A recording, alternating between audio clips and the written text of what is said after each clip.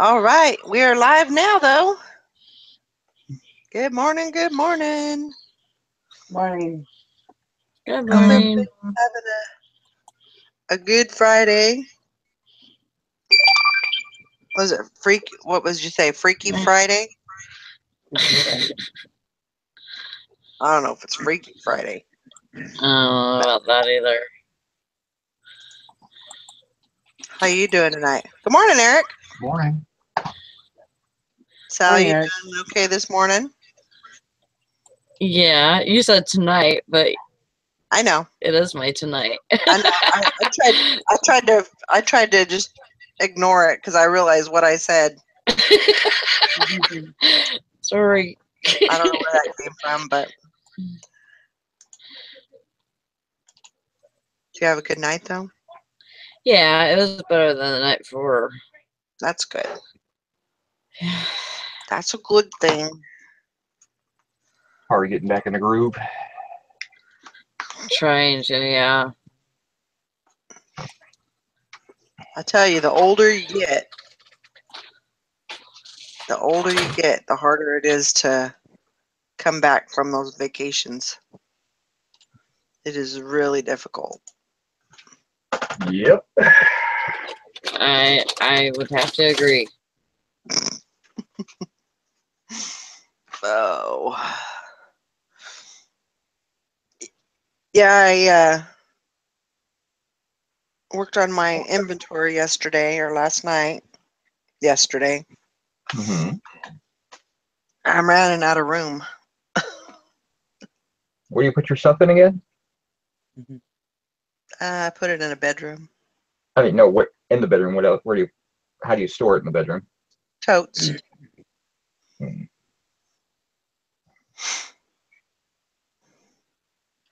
I have found that banker boxes work better than totes. It doesn't seem like it makes a lot of sense because they're smaller, Mm-hmm. but they stack a lot easier,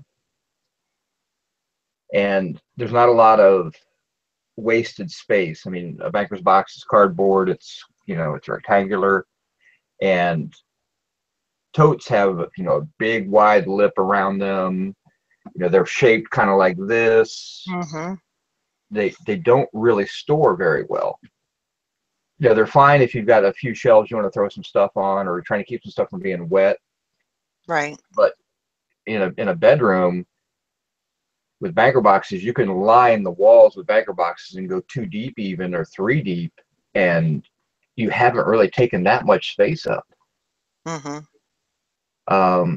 They're like $16 for 10. I have. Do you stack yours on top of each other, or are they on a shelf? I have some on a shelf, but I'm actually going to take the shelves out. But I have an entire wall of banker's boxes that are stacked up on top of each other, and that's why I know that they stack on top of each other better than they actually stack on shelves. Mm-hmm. So they're pretty sturdy? Yeah, they're really sturdy now. And I've got one banker's box has a ton of actual dishware in it. It's got like, I don't know, 40 pieces of, with plates and cups and stuff like that in there. Mm-hmm. And so, I mean, it's fairly heavy, and I've got some really heavy stuff in them. And, those, you just make sure you put those down a little lower, but it's not super important to get them on the bottom one. They don't crush very easily, that's for certain. Okay. And you have, the majority of your items are clothing. Right. I don't think you could put enough clothing in one to worry about crushing something underneath it. Okay. I would love to find a system where, because right now, like, the clothing is basically, it's just piled in a box, Yeah. and I'm being overrun by women's shirts because there are so many, and it's so plentiful. But if I could stack those up, in a box. Well, I what's think. nice about it is when you sell something, Mm-hmm. because if you do it right, you label every box a number. You give it a number, a 1, 2, 3, 4. I don't care how you do it, just as long as it makes sense to you. And when you put an item in that box, you go back into that custom label screen and you put that in there. So that now you're no longer hunting for through your women's clothing box, you're hunting for box number 2. Right. And then it doesn't matter what's in box number 2 because it's only this, it's this big. Right. It takes you no time to find anything. That's what I do. I number my bins. And that if you do it along those routes, and it makes sense on your numbering, like, if you start 1 and, 1 through 7, and you've got 49, boxes, along one wall, you're not hunting. And that's my biggest thing is I waste too much time hunting for inventory. Right. Exactly. That I've sold. I know it's there. I remember where it's at. But I have such a variety of stuff, and some things get listed and sit forever, and Right. forget. I mean, I had a good memory, but 600-700 items that are constantly changing, it's hard to remember. Right. Yep. And it used to be when I did the list it and forget it method, the good till canceled, it was easy because I could always go back and say, when did I list it? And then I could remember and I could look for other items that were similar. Mm-hmm. But now that I do it every 10 days, that resets every 10 days. And so those items don't necessarily, stay together anymore. Right. So that's one thing I liked when I used to list. I used to write everything down in a notebook and list on my phone later. And that was one thing I liked about that method, because if I couldn't find something, I could always go back and I'd save the notebooks, and I could always go back and look and see what was listed by that item, Yeah. and see if it could jog my memory. Yeah, and that works several times. Now, for me, like for my clothing, because I don't have that much clothing listed, I have clothing in totes. Mm-hmm. But I have a men's shirt tote, I have a jeans tote, I have some totes. All of my everything is categorized. Mm-hmm. But if I was smart, I would get rid of all my totes and use just banker's boxes, and then my shelving that I have, I've got 3 really good solid shelves. I would use those for things that either are in the box or it just doesn't make sense. I got enough quantity that I don't want to put it into totes. It's a waste of tote space. I've got Christmas lights, I've got these scrunch it gloves, I've got things like that are quantity. If I do something like that, then I can really create a lot more space. And I was going to do it this week, but my trash ran early, so I was going to take all the shelves. I bought a bunch of these really crappy wood shelves, and they're fine for what they are, but they don't work anymore. And I was just going to pitch them, and my trash ran early, so I'm like, I'll get them next week. So next week I'll have my whole room converted over to banker's boxes stacked along the wall, so it's going to open up more space, and I think it'll actually work better for me. But I highly recommend it if you're, especially because I store all my inventory in a small bedroom. If it's listed, it goes into that back bedroom that it's my eBay room, and that way I know that I'm not hunting anywhere else for listed inventory too. So at one point I had too much stuff that was listed and unlisted together, and now I keep that room as unlisted, or a listed inventory only. Unlisted stays out of there, so that way I don't hide anything. Not really. Got a plumber coming to change out my meter. Yeah.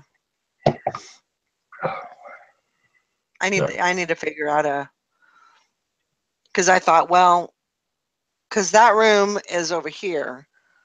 This room is, these rooms in this house is not, they aren't big by any means. And so they're all pretty small rooms.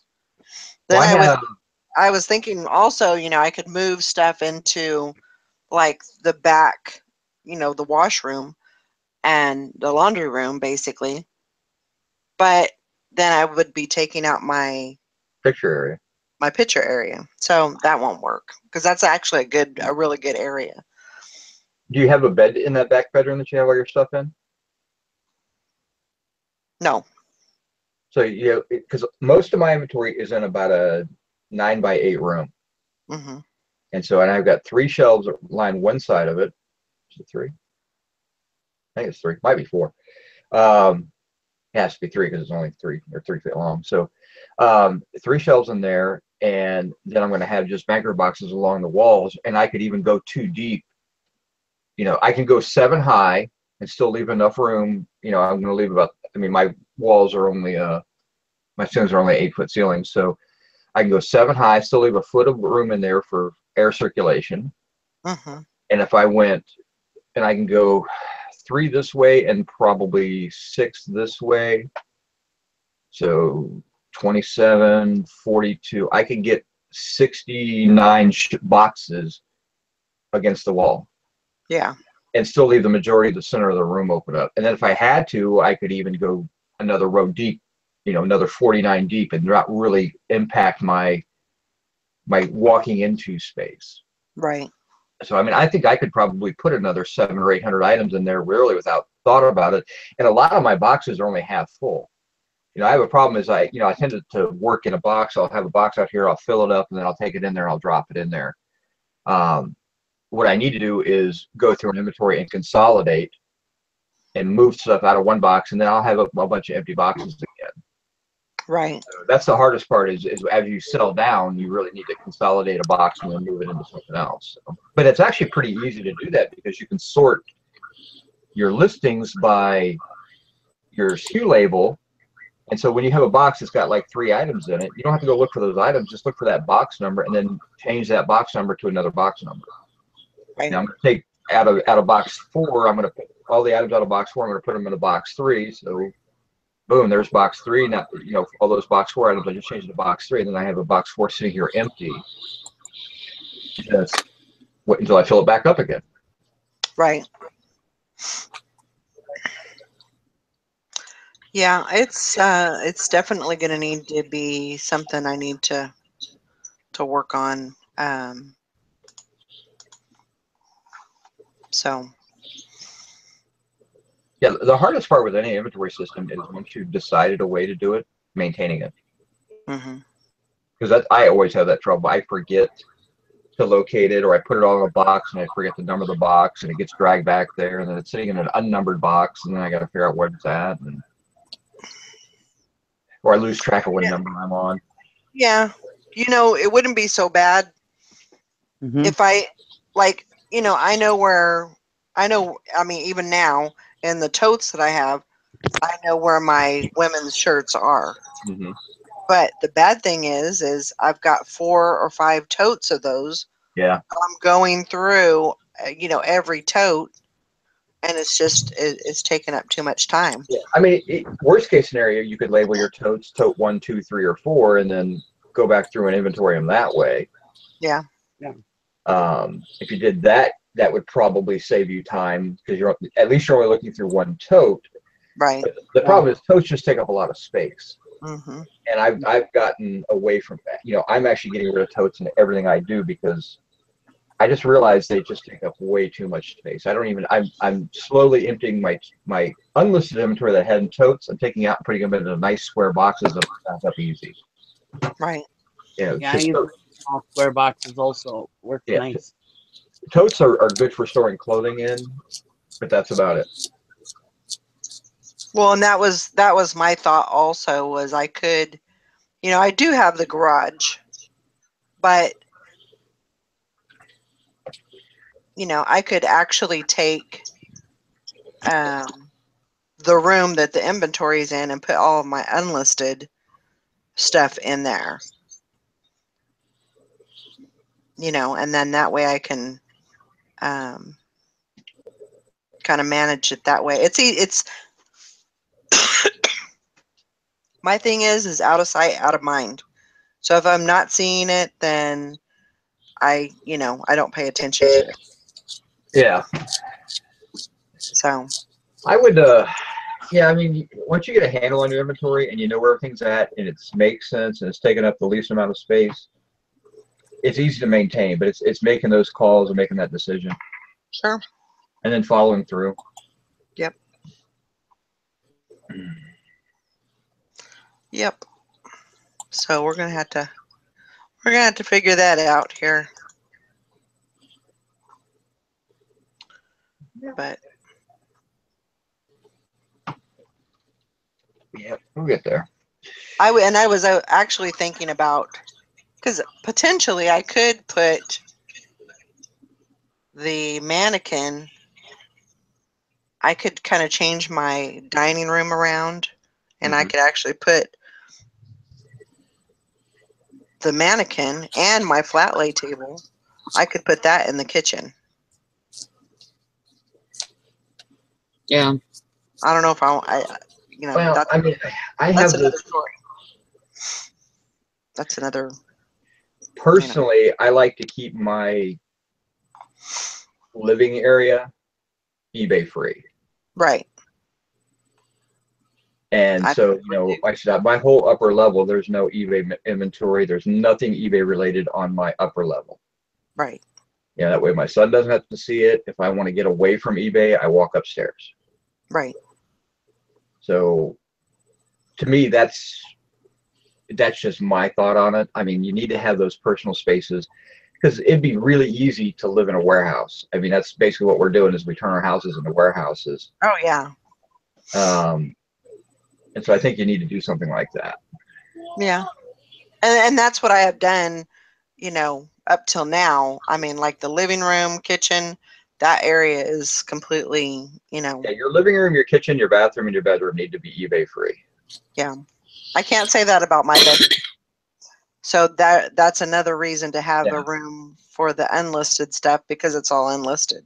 Yeah, you need to, and you could be limited by how much space you have. I mean, but if you can keep your living room, your bedroom, your bathroom, and your kitchen/dining area, if you have one, or if you have a separate dining room, I could see turning that into maybe a prep room or something like that for eBay. But if you're one person, it's all together. There's no separate room. It's just all. Yeah, so then I would make sure that's eBay free as well. Yeah. And you got to work out what your limitations are. True. So it's always about adapting and trying to figure things out. Yeah. Man, my eyes look weird today.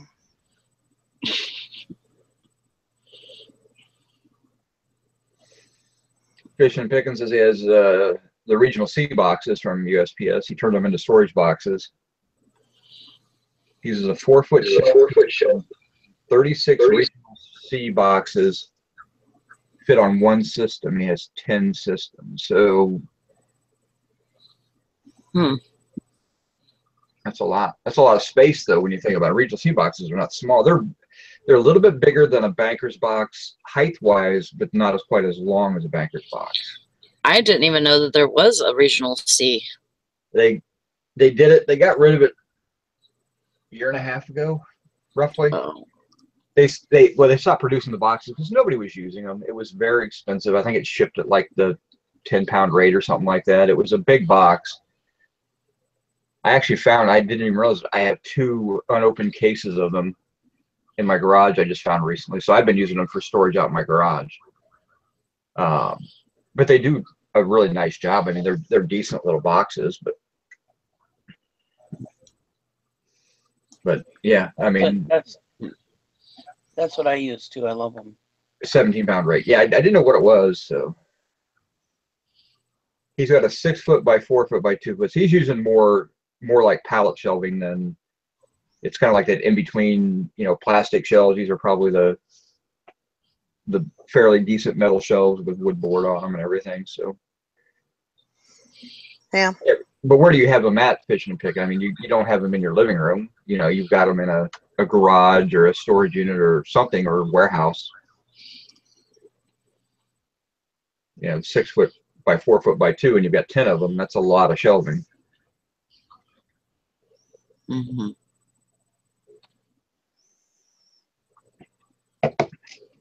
The average seller does not have a separate warehouse, or most people can break out a room, maybe 2 rooms. You can get like a room for inventory and a room to work out of. Right. There has to be some sort of system that you can do. I mean, I have a hard time believing that a woman living by herself in a house is running out of space. There has to be some way of redoing it. Believe it. You said, you know what I mean? It's real. It's not that you're running out of space. It's your organization. It needs to work. be organized better. Right. And Yeah. the problem is you're getting to that point where you've got 1,200, 1,300 items in your store, and your memory is not going to let you remember where every single one of those items are. When you sell 3, 4, 5 a day, you know, if you sell 5 a day, that's 150 items a week that your inventory is changing. So you're selling 10% of your inventory every month, and you're adding to that inventory. So I mean, you're getting, you know, a 20% change in inventory. If they're going to stop. And then you have something that's not a hot item that sells after 7 or 8 months, and you've handled 40. You sell a woman's shirt that you've sold, you know, 75 of those. You're not going to remember where it's at. You know, when you sell interesting, unique items that are kind of cool, easy to remember where you put them at. Yeah, I was just going to say, especially shirt, all that stuff blends together. Yeah, especially if something as uniform as clothing. I don't know how you guys remember where everything is. Yeah, you just can't. Well, So I mean, you know, that's like I know that, you know, I know where my women's clothing is, you know, but like I said, I have to go through, you know, those 4 tubs of clothing, and usually it's in the very last tub that I'm looking at. You know, that's where it's going to be. So that's just the way things work.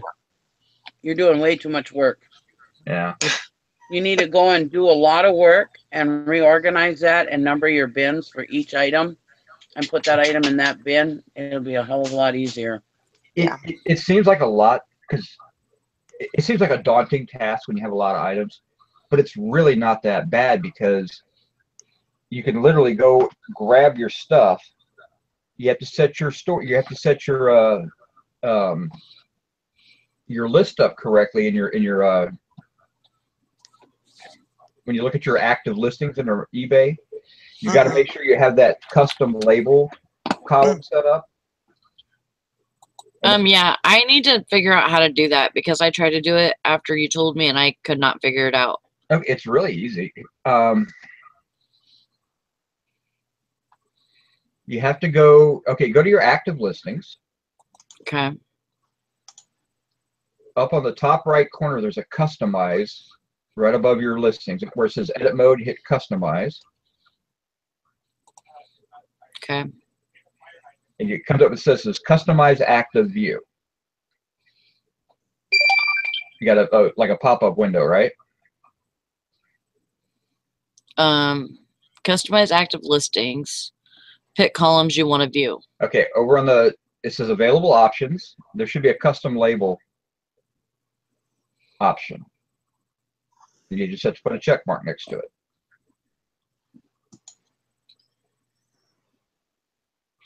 Custom label. Okay, now go over to the right where it says the arrange. You highlight the custom label, and then you want to arrow it up or down to where you want it at. I have it right after title, because you can't move action, photo, or title. But then the very next one I have is custom label. You want to arrow that up to that spot, and then you just hit save.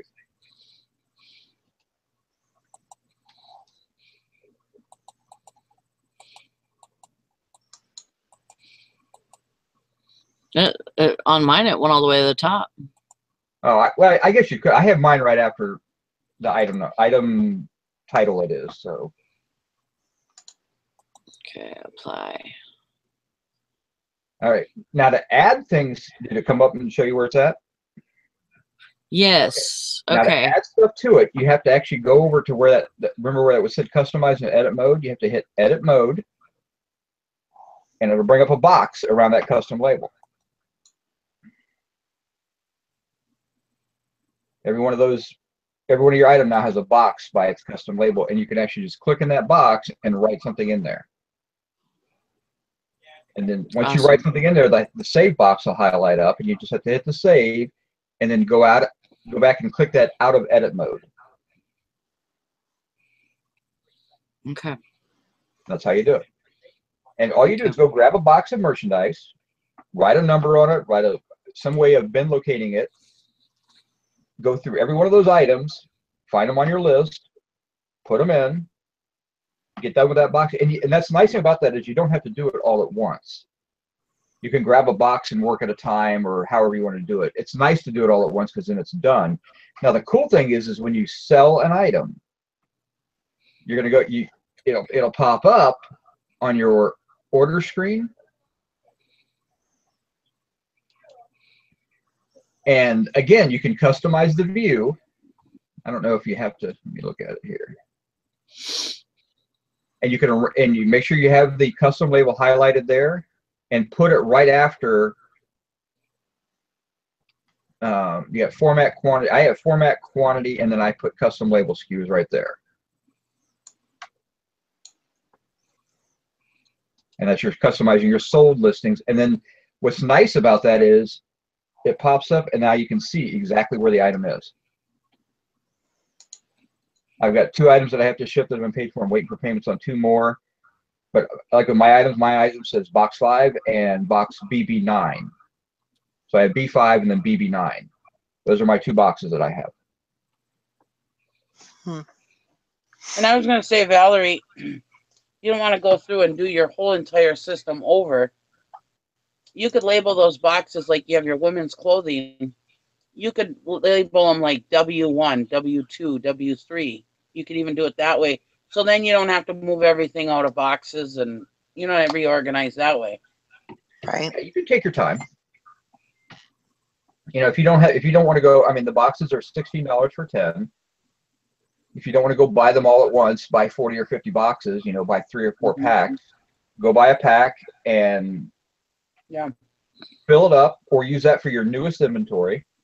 Go grab a tote, locate your totes. When you start running out of room because you got boxes and now totes in there and you want to convert some more totes over, it's really easy then because you go, hey, here's tote T1. All right, I'm going to take everything that's in T1. I'm going to pull it out. I'm going to try and get it into these 3 boxes or these 2 boxes. And T1, I can sort it by tote 1. So those are my items. And then it's just a matter of changing over a few of the item numbers, to box 7 or box 8. It's not hard to do. It's just a matter of deciding you're going to do it, getting the materials, and then saying, okay, now I got to spend the time. Right. But I did mine. The first time I did it, I had about 350 items, and I took everything out of totes and put it into boxes, and I ended up with like 12 boxes, and I did it in about 3 hours, and it makes life so much easier. Like I have a pair of shoes and I have a Folk Mayonnaise puppet to ship this morning. I know where the shoes are at. I just listed those. That puppet's been listed for over a year. And I'm like, I saw that sale go through and I'm like, oh my God, all my Folk Mayonnaise are in the same location, but that's a mini one. So that's not in with all the bigger ones. So I'm like, I had no idea where that was at. And it's like, but it's been located, so now I don't have to think about it. I can go right to it. It'll take me 3 seconds to find it.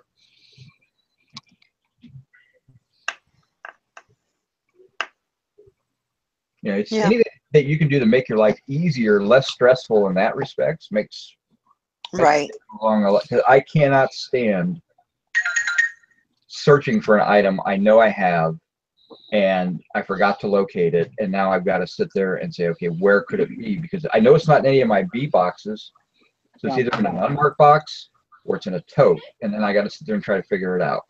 So I'm still working on getting. I mean, I'm not perfect by any stretch of the imagination. I'm still working it, but I try to be better now.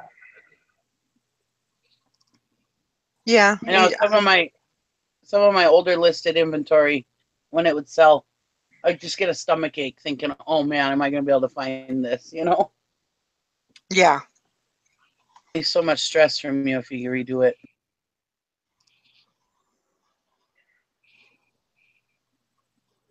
And plus, then you're not lifting as many bins either. Right. Basically, I have, my clothes are all in totes. But a lot of my hard goods are in, they're on a shelf. They're on a couple of shelves. Okay. So what I like about that is, I'm able to see the items.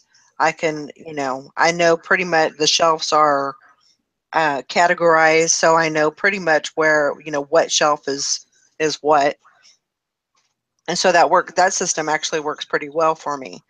But I don't have all of my hard goods on those shelves. I have some of those things in totes. So and that's the problem I was running into, is I was mixing up how things were. So, if I have clothing in totes, it should all be in totes. Or if I have hard goods in boxes, it should all be. But instead I was, here's some shelves, here's some boxes. Oh, here's a cardboard box that I found that was kind of a cool size. It fits right there. That's where it's at. And you're driving yourself crazy because I can't find it now. right. Yeah, it's great if you have all wide open shelves and you just look right at it and see it. I mean, Dusty runs that system, and for what he sells, it works out really good because he doesn't have that much clothing. Right. So a lot of the smalls and everything fit into there, and he's got little located boxes. It works great for him. But you get bigger stuff, or clothing is probably the hardest one to actually maintain any type of competent inventory with. And like I said, for me, I just have, since I don't have that much clothing, I just have simple men's shirts, I have one tote for women's clothing, and then I have totes for sweaters. And I have a tote for jackets. That's all I have for clothing. So, yeah, but my totes are huge. I can put, I think at one point I had like 70 or 80 shirts in one tote. Right. So you can get a lot of clothing in a tote. Yeah. But that's a lot that you got to go through every time you're looking for something. Yeah, it is. I mean, I had to ship a shirt yesterday, and what's worse is I have to actually look at the picture so I can find it, and then I can verify that I got the right one, because I have several other the same brands. It's like Hawaiian shirts. I get several of the same, Hawaiian label. But yeah, and the nice thing about it is, if when it comes to when you consolidate totes and things like that, like what I found is I had a shelf that had a lot of stuff on it. I went to consolidate it, put it into totes, and get rid of the shelf.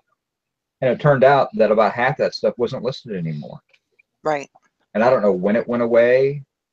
Was it an unsold that I didn't relist? I'm not even really sure. Or was it something that I thought I listed? It got shoved on a shelf and I never listed. And so when I did, I found like 20 items and I listed them and I sold half of them. Yeah. It's just like frustrating that, I had money sitting there that I thought was working for me and it wasn't. It's different when I look at an unlisted pile of inventory and I know it's not doing anything. It's just sitting there. But when you think you've listed it, it's really annoying. Yeah.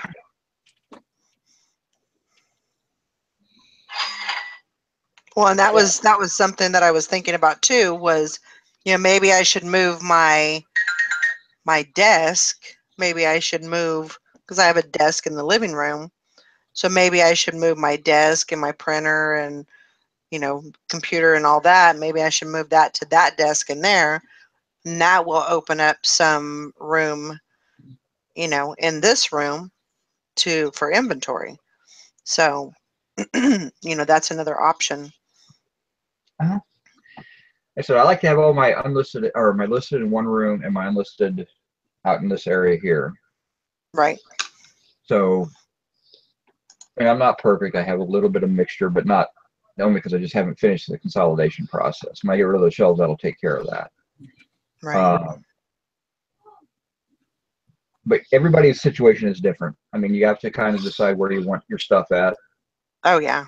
And it's just one of those things. You get whatever is going to work for you. We can only give you ideas, and you just kind of have to sit back and just try to visualize how you want the room to look. I like the banker's boxes because they come with lids. They're easy to put together. They stack nice and neat. They're white, so it's easy to write on them. Yeah, it's going to be it's not going to be an overnight thing. I think I'm going to have to. No, and the nice thing about the banker's boxes is you can always get them. Mm-hmm. It's not like, and you're not spending. You're spending about $1.60 a piece, and you get them at Walmart. But Staples and all the other office supply places have them all the time. I don't know what they charge there. I just get them from Walmart. Probably order them cheaper. I never even thought about ordering them. But if you just do something like that, then at least you get uniform. Right. And if you go to move, they actually stack up pretty easily for moving too. Mm-hmm. Yeah. So Something I'll have to work on. yeah, it's something fun. It'll kind of be interesting too. I mean, even though I won't be moving my eBay, technically eBay stuff into the living room, I'll have my computer and everything in there. And I can work out of there. But I don't know. There's pros and cons to that too. There is. I mean, there's I mean, I said I don't even have I have a laptop upstairs and I have my tablet that I use if I need anything upstairs. But if it's computer work, I can do it down here. Mainly because I need to get away. When I go upstairs and I'm done with eBay, I'm done with work. I want to go upstairs, flip the TV on, relax. I don't want to think about eBay now. If a sale or an offer comes in, that's what my phone's for. Right. I pick up my phone and I can handle it there. Yeah. Definitely things to think about. Beth gets a great deal on Banker's Boxes on Amazon occasionally. I need to set up an alert for that. Maybe I can get a little better deal than $1.60 a piece.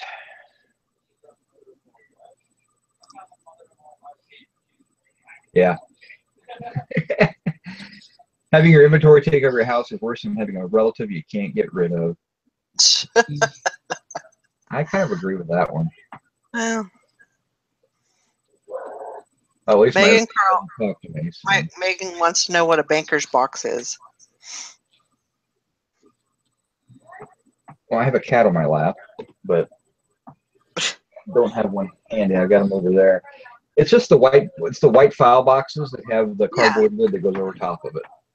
But they're a little bit they're longer, right? You can get longer ones. The ones I use. Sorry, cat. You're gonna get booted.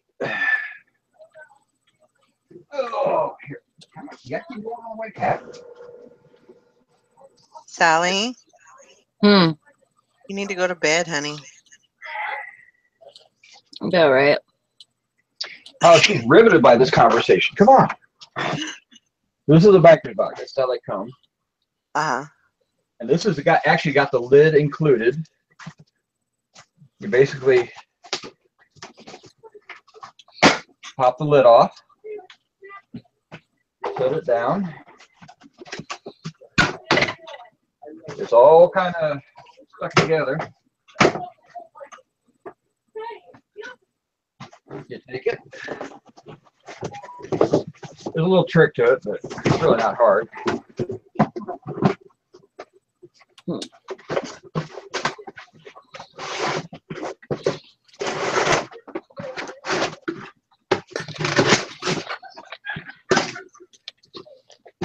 It becomes a box.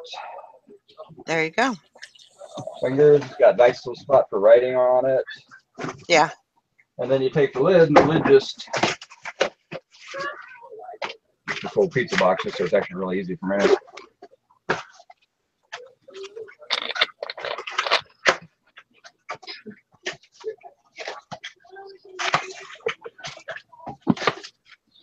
There's your lid. There you go.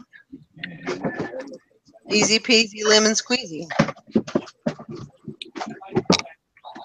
And what's nice is they don't take up much space when they're not put together, so you could buy 2 or 3 packs and you'd only have a stack like that. And these things are, they're 10 inches by like 10 by 14. Okay. And they're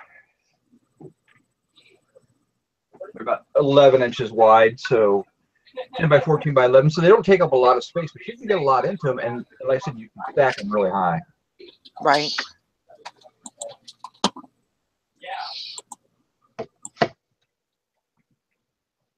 I used to, when I worked at Domino's, like you fold pizza box. It's like folding a pizza box. I mean, it is really simple. So yeah, everything kind of goes into place, and yeah, I'm definitely gonna have to reevaluate. I know I have plenty of room, and so there's a lot of unused, unused space, but Yeah. So I've got a lot Oh, great. to work with. Okay.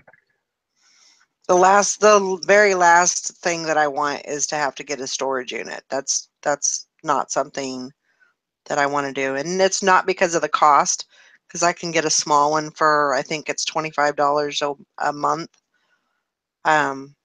which is reasonable, but I don't want to go out in the middle of winter when it's freezing cold and go, dig through boxes to get inventory. That's just, I've done that before and I didn't like it. And so I'm not going to do that. Yeah, I mean, that's, for me, it was I've got I just found a smoking deal on a 10 by 20 garage unit. There's an apartment complex that has garages, and not everybody wants to pay the extra money to rent a garage, so they have a lot of extra garages, and they'll give you a 10 by 20 for $55 a month, and that's a smoking deal for a garage. And so I thought about it, but I'm like, in the back of my mind, I'm like, I own a garage. I have a very big garage. I don't need to rent another space. I need to just clean and organize my space. And if I do that, then I can I could create half my garage, because my garage is like 30 by 25. So half my garage I could dedicate it to either unlisted. I mean, I wouldn't put listed inventory out there, but I could get all my unlisted into nice, neat organization out there and give me plenty of room. Because my goal is, I mean, Val's seen my unlisted inventory. It's a disaster. I need a prep area, because what happens is I bring stuff in and I spread it all out here, then I'm tripping over it for 2 days while I'm trying to prep it and get it ready to list. And I need to reopen my space, again, rethink my business and reopen my prep area space so that I'm doing all my prep work over there. Then it's just easy. Grab it, bring it over, take the photos, list it, and get it in the inventory. Right. But because I'm overwhelmed by unlisted inventory, because I bought so much at so much time, I need to get this stuff out and then out of my way so that I can actually do more efficient work. Right.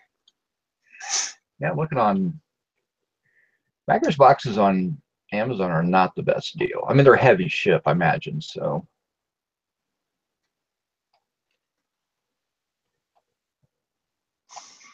We got some nice ones though.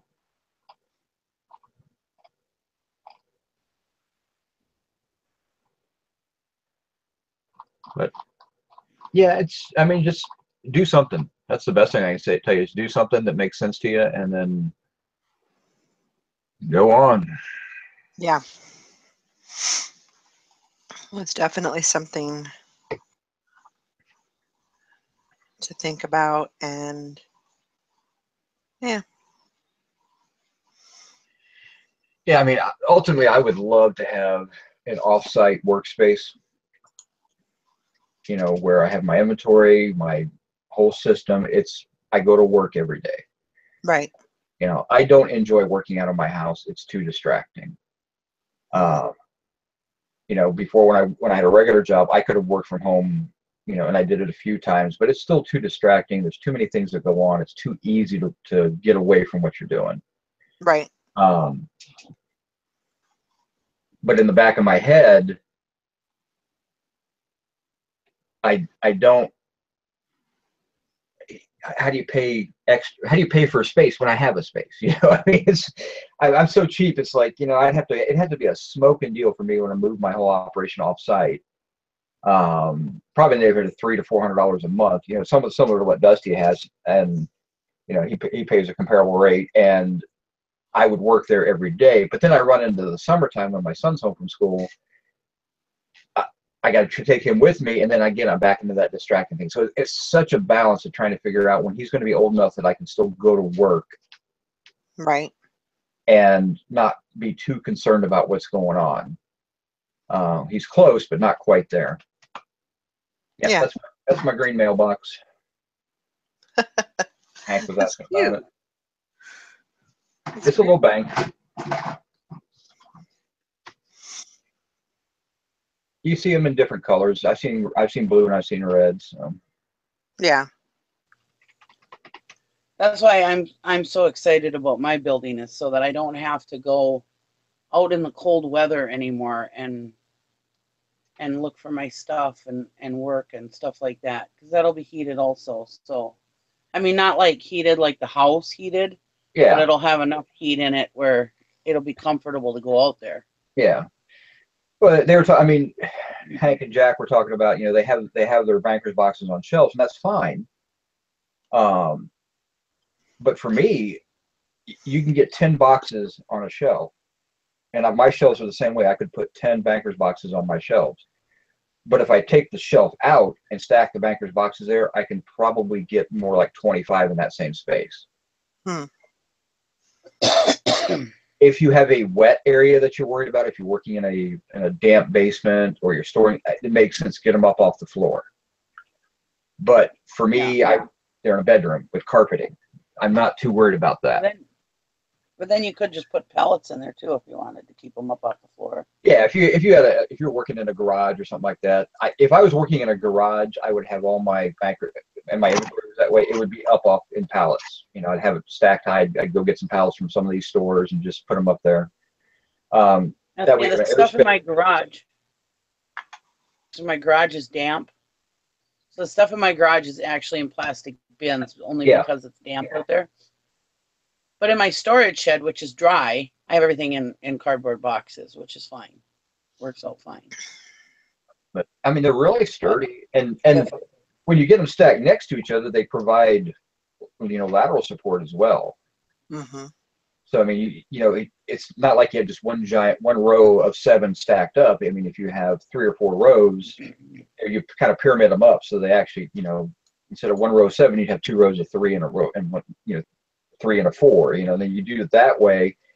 You know, eventually you're going to have a nice wall of boxes. You know, and then I said, in worst case scenario, you could go 2 deep, and you're only taking about that much space out. You know, with 2 of these, so they're, or I say 14 inches, 16 inches, whatever. So I mean, you're only talking about having 30 inches of space coming off a wall, and I could probably put 200 of these in my back room. Mm-hmm. Now the only problem with your system is that you're lifting so many boxes. Now, like with my bad knee, Yeah, as much as I you're would. lifting the boxes, especially if you sell something that's on the bottom of box numbers. You know, you got 7 boxes on the bottom. That's a pain. Yeah. But the amount of time you take trying to find that inventory saves time, first off, and the fact that these aren't huge boxes, they're not super heavy. I mean, I've got a box full of China back there that it's no big deal to lift. I'm not grabbing, I've grabbed totes before, and I got like a tote of books or something, and you don't realize how much I can fill one of these with books, and it's still not terribly heavy. Yeah, that's why I do with the cardboard boxes. I don't fill them full because I have just enough in there, so I'm not hoofing a bunch of weight. Yep. But I mean, that's kind of what you got to figure out what works best, and then just kind of what's economically sound, and then once you decide, and like I said, and it'll probably change. I mean, right now I'm using bankers boxes. If I ever were to change the way I do my system, I might go to a different system. I might go to a bigger box. You can get the bigger file boxes that are longer, or you can always go back to totes. If I had a lot more space, but I needed to go into totes, I'd go back into totes. Totes aren't very expensive either. So. Yeah. Especially if you get them at Christmas time. After Christmas sale, you can get the green and red. red. Oh yeah, the red and green ones are the best ones to buy. Yeah. But now, see, with my stuff, some of my heavier stuff, the totes have been breaking. So I got to figure something out with that. I might just not even put that stuff in. Yeah. See, I have things that are too big to go into the bankers boxes, or one item would fill a box that's just not efficient. So that's what I'm saving my shelves for. I put things. But they all broke. They all broke in the wintertime, so it might have been they were just too cold too.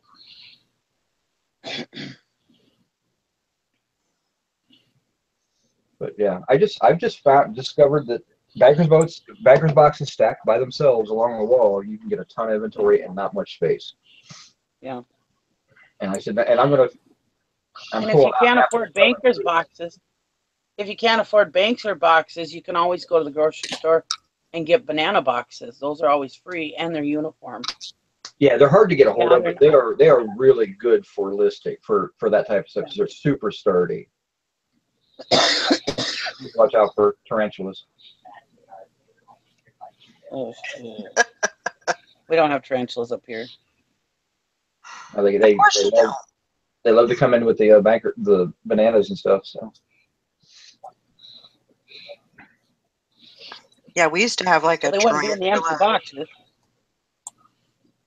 what I mean, most people don't realize, a lot of fruit, but bananas specifically, they come to your stores green. Not to your store, they come to your store's warehouse green, and then they gas them.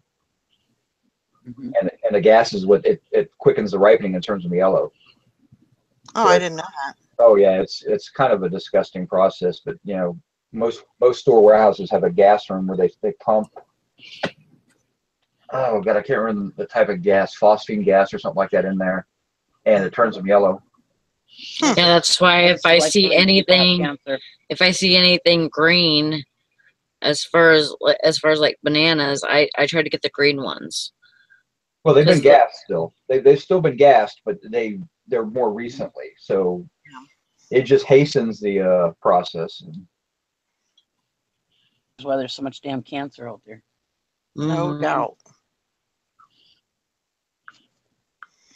No doubt about it. I had weird sleep yesterday. Did? What Yeah, I mean, I went to sleep, and I went in my bedroom, stayed up for probably an hour, and then went to sleep. Woke up 2 hours, stayed up for about an hour, went to sleep, woke up again 2 hours. It was just on and off like that all day. So I felt like I didn't get any sleep. So I don't know. I just gotta try and get some full on heavy sleep today. Consistent. Growth, baby. Have a good day, Hank. Hank. Bye, Hank. I got a new car last night. You did? Oh, awesome. How much you pay for it? So now my daughter can have her car back now that I smashed it. How much did you pay No, for it, Nikki? it was just $1,200. I got a What'd you little Suzuki Verona. Yeah, okay. Cool. Yeah. It has 70,000 miles on it. That's a pretty good price for a 70,000-mile car. Yeah. Yeah. So I'm pretty excited. I mean, it's kind of a shock to the system going from the van to a Subcompact. yeah. But we got the truck and my husband just bought a 32-foot trailer. Plus we got other trailers. Yeah, so this will help control your buying when you go to an inventory or go to an auction with a Suzuki Verona. No, I won't, because I'll just call my dad or my husband or somebody to come and get me with the trailer. As a matter of fact, I have this huge. There's a second part of this huge auction on Saturday, and the first part was when I was in New York, and I missed that, and I was bummed out because there was like crazy deals and all kinds of antiques and just great stuff, And now that was a 10 or 12-hour sale. That's how big it was. And now they're doing the second part, and he figures it's going to be at least a 10-hour sale. So there's just tons of stuff. Well, anyways, my husband is we were all going to go to a steam show on Saturday in Omaland, Minnesota. And so he told my daughter, because we could all just ride with my dad in his van. So he told, well, not my daughter, my niece, truck on Saturday, because she's going to tubing. So they wanted to use the pickup. Well, anyways, going to this auction in my little Suzuki. And I told my husband, I says, well, all you have to do is just take the 32-foot trailer to where the auction's going to be and park it, and I'll just fill it up throughout the day. And then my niece can come and pick me up, and I'll that don't bother me none. You know, he goes, oh no, I am not leaving an empty 32-foot trailer for you at an auction. The auctioneer, he's like, don't worry, Nick, I'll come pick it up for you. I don't think I'd want to take a 32-foot. I wouldn't want to buy 32 feet worth of stuff. No, I know. My God, how long would that take you to list that, piece by? Where the hell would I put it? It's easy. You park the 32-foot trailer, right outside. And you work out of that trailer for a while. That'd be a lot of stuff. I could see doing like a 10 or a 12-foot trailer and dropping it in an auction and filling it up, and then once it's full, you're done. Yeah. But see, what I could do is have him drop the 32-foot trailer, and I can offer people for a price to deliver their stuff, and then it'll pay for all my auction buys. See, no. Inventory would be almost free. Yeah. So yeah, I got to figure that out. I might just go and either, well, I can stockpile stuff. Done. She'll probably be done probably about 2 or 3 o'clock in the afternoon. So the auction will still be going on then, and I can just have her come and pick me up, or I could go get my dad's truck too in a trailer too. Good morning, Turtle Trader. I kind of make it a rule that, if I can't get in the, if I'm going to an auction, I got an empty truck, and that's my limit.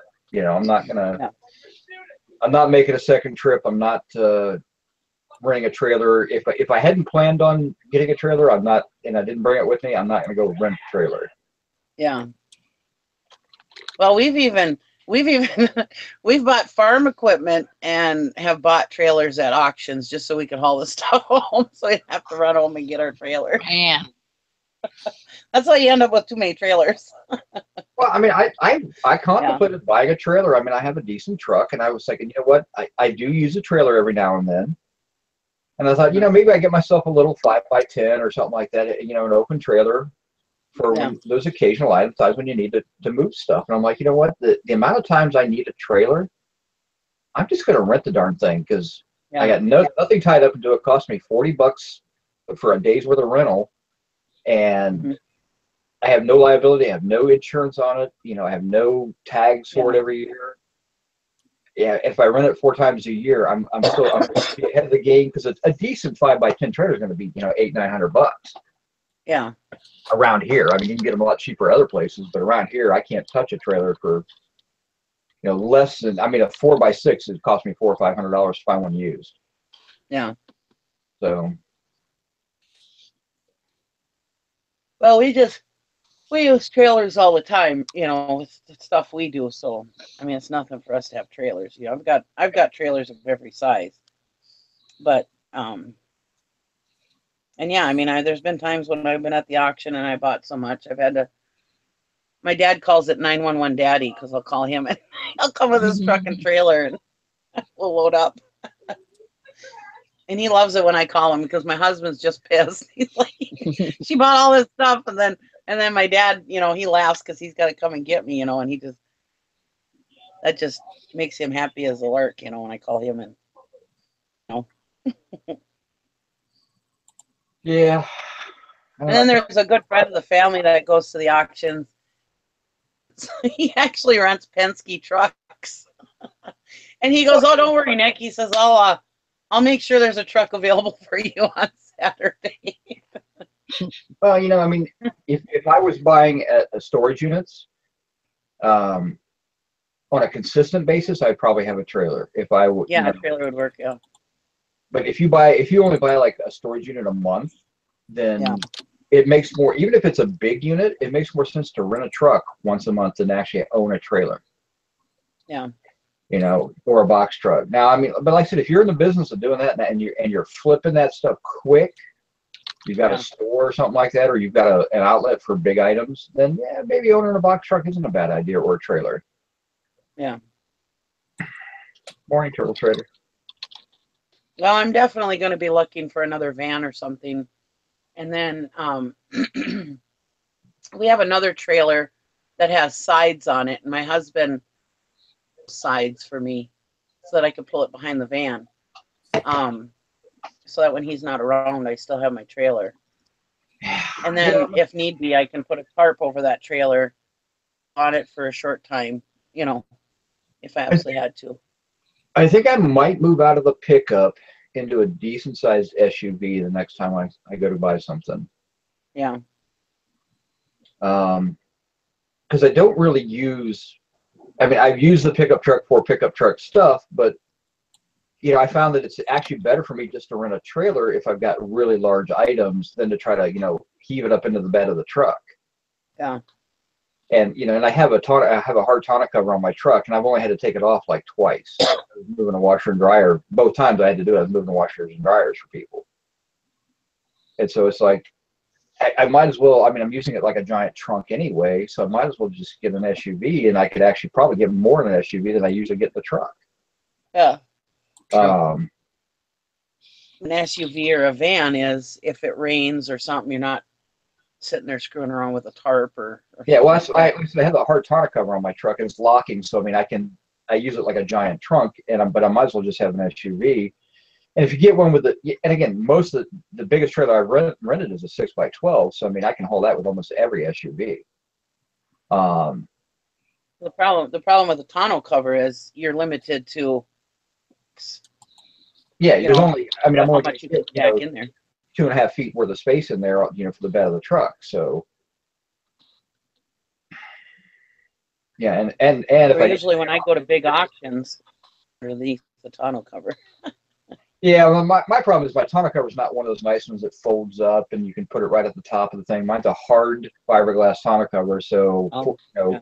I got to unbolt the thing and lift it off, and it weighs about 75 pounds. And you know, I love the fact that it's great, it's locking, and I don't have to worry too much about the stuff, but it's still kind of a pain to take it off when you need to. Yeah, and that's what I liked about the van was I could put stuff in there. And then, you know, like last night, I didn't get home from the auction until 1 o'clock this morning. So there was no way I'm going to unload a truck and at 1 o'clock in the morning. There's no way. And the nice thing about the van is I could just leave it in there until the next day or next couple days or a week. You know? I didn't have to worry about the stuff. We know, Nikki. I probably need to find myself a Suburban. Yeah. You know, if I got, you know, or an Excursion, one of the long SUVs, and I could literally take the back seats out because it's just me and Luke for the most part. If I did something along those lines, I mean, I would have more space than I would have in a pickup truck. For the most part. My van would take the seats out. And then Morning, Frankie's fine. Those lines, so. Yeah. And the Suburban's going to have the towing capacity to do whatever. If you needed a trailer or something. And if I get the small engine one, you know, the 350, you know, my gas mileage is going to be just as much as only get 14 to 15 miles in my truck anyway. So. Yeah. And I have 4-wheel drive and all that in the truck. That's why it really hurts the gas mileage. But I don't know. We'll have to wait and see. I'm not going to buy anything for at least another year. Well, my husband decided the other day, he looked at the van and he figures it jumped time, so you guys won't be seeing the van anymore. But it's just not worth to fix it. Well, you got 2 years out of it. Yeah, I have less than $1,000 into it, and I got over 2 years out of it. So yeah. I figured that was good. Definitely got my use out of it. I mean, I hauled a lot of stuff in that van. Trailers with that van, and you know, I've got my truck and I've got my Lexus, and those are my 2 vehicles that I have. And I mean, I can pick up stuff in the Lexus if I needed to. It's got a back seat and a trunk, so you know, if I had a small pickup or something like that. But I like driving my truck. I like being up. Yeah, me too. And I got rid of the Dodge, so I don't have another truck because there's no sense in having 2 trucks. So I got rid of the Dodge, so I don't have that other truck. But I could probably just use my dad's truck on Saturday too if I wanted to. But having a good gas mileage car is important. I said what I consider good gas mileage is like 22 or 23 because it's a sports car. But especially when I got to drive like 20 miles to get to town. Yes, it's very important to have good gas mileage. And that Suzuki will definitely have good gas mileage. yeah, that's Jack's he likes having a truck for protection. Too many idiots around. Yeah, that's true. I mean, if I hit somebody in the truck, I'm going to win 90% of the time. I'm going to win that fight. So That's like Gary with his big ranch hand bumper on there. He's like, boy, I feel sorry if anybody pulls up in front of me. I feel sorry for him. Probably plow that thing into a brick wall. Sarah says she likes the best bang. She thinks the best bang for your buck, space-wise, is a minivan with the stow-and-go seating or removable seats. I used to do. Yeah. I had a Nissan Quest. Was it? No, I'm sorry. It was a Mercury Villager, same as a Nissan Quest, the same van. That we'd take the back seats out of, and we would. That thing could easily get filled up, and it had doors on both sides and the back doors. I mean, I love that thing. Yeah. But there is a certain uncoolness factor about driving a van, especially a minivan. But again, I like driving the truck, and now I'm in more weather, so I need to be cognizant of the fact that I might need 4-wheel drive. I make fun of minivans, but for this business, they're extremely practical. Yeah, I mean, you love the Astro van. I mean, if I could find a 4-wheel drive Astro van at a decent price, that wouldn't be a bad deal there. Kind of like I make fun of Priuses, but one of my best friends drives a Prius and gets great gas mileage, and our daughter drives a Prius. Mm-hmm. They're just worthy of making fun of, but that doesn't mean I don't like them. It's just more teasing than anything. Well, now you can make fun of my little Suzuki. What do you have? Suzuki what? A Suzuki Verona. What? Suzuki Verona. Is that kind of like the Vitara or what was the little?